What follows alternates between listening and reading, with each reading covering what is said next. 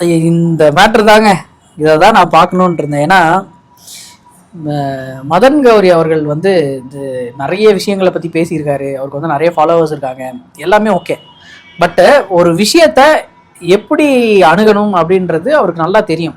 அது தெரிஞ்சதால தான் இந்த ஜெயம் ரவி கெனிஷா மேட்ரை எந்த அளவுக்கு பேசினாரோ, ஹர்திக் பாண்டியாவோட டிவோர்ஸை பற்றி எந்த அளவுக்கு பேசினாரோ, அதே அவர் தான் இப்போ வந்து இந்த விஷயத்தை பற்றி பேசுங்க அப்படின்னா இது வந்து அவங்களோட பர்சனல், நம்ம அவங்களோட பர்சனலில் வந்து பேசக்கூடாது.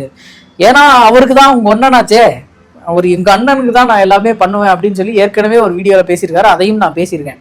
இந்த மாதிரி நடுநிலையாக இருக்கணும்னு நினைக்கிறவங்க எதுக்காக நான் எங்கள் அண்ணனுக்கு சப்போர்ட் பண்ணுவேன் அப்படின்னு சொல்லி இறங்கணும்.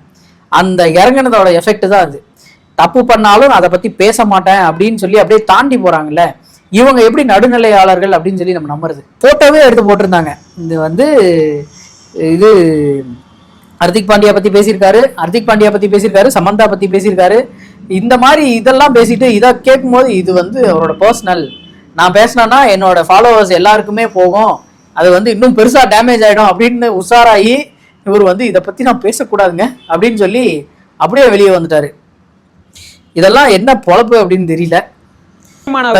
பொது வழிக்கு வந்துருச்சு, போலீஸ் கம்ப்ளைண்ட் ஆயிடுச்சு, நீதிமன்றத்துக்கு போயிடுச்சு. அந்த அம்மா பொது வழியில வீடியோ போட்டு எனக்கு நியாயம் வேணும் அப்படின்னு சொல்லி கேட்டாங்க. ஒரு பெண்மணி பொது வழியில வந்து நியாயம் கேட்கும் போது அந்த பெண்மணிக்கு பக்கபலமா துணை வந்து எப்படி தெரியுமா இருக்கு, சீமான் அவர்களை பத்தி இவனுங்க பயங்கரமா ட்ரோல் பண்ணியிருக்கானுங்க. உனக்கு வந்து இல்லாததும் பொல்லாததுமா சேர்த்து போட்டு பயங்கர அடிச்சிருக்கானுங்க. இவங்களுக்கு வந்து இப்போ அதே நிலைமை இங்க வந்து டிவோர்ஸ் அப்ளை பண்ணி இதுதான் ரீசன் அப்படின்னு மென்ஷன் பண்ணியே சொல்லிட்டாங்க. அப்படி இருக்கும்போது நீங்க ஏன்டா பேச மாட்டேங்கிறீங்க அப்படின்றதுக்கு, அது வந்து அவங்க பொதுவெளியில வந்து எங்கள்கிட்ட நீதி கேட்டாங்க அதனால பேசணும்.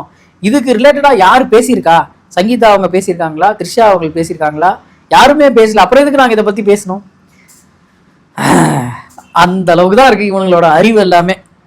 இவங்களெல்லாம் பார்த்தா சிரிப்பு தாக வருது. என்ன பண்றது?